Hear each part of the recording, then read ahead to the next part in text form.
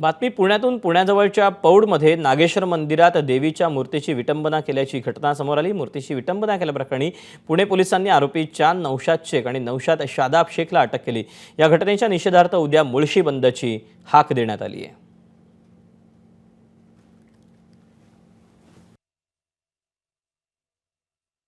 काल पौड येथील नागेश्वर मंदिरामध्ये देवीच्या मूर्तीची विटंबना झाल्याचं प्रथमदर्शनी निदर्शनास आलं। त्यामुळे पौड पोलीस ठाण्यामध्ये 2 इसमांच्या विरुद्ध गुन्हा दाखल करण्यात आला। पोलिसांनी त्यांना ताब्यात घेतलं, अटक देखील केलेलं आहे। आज न्यायालयासमोर त्यांना पोलीस प्रोड्यूस करतील। हाँ, करारा जवाब बिल्कुल दिया जाएगा। किसी भी धर्म की भावना दुखनी नहीं चाहिए। अगर उन्होंने किया है तो कड़क से कड़क कार्रवाई की जाएगी। हाँ, करारा जवाब बिल्कुल दिया जाएगा। किसी भी धर्म की भावना दुखनी नहीं चाहिए। अगर उन्होंने किया है तो कड़क से कड़क कार्रवाई की जाएगी।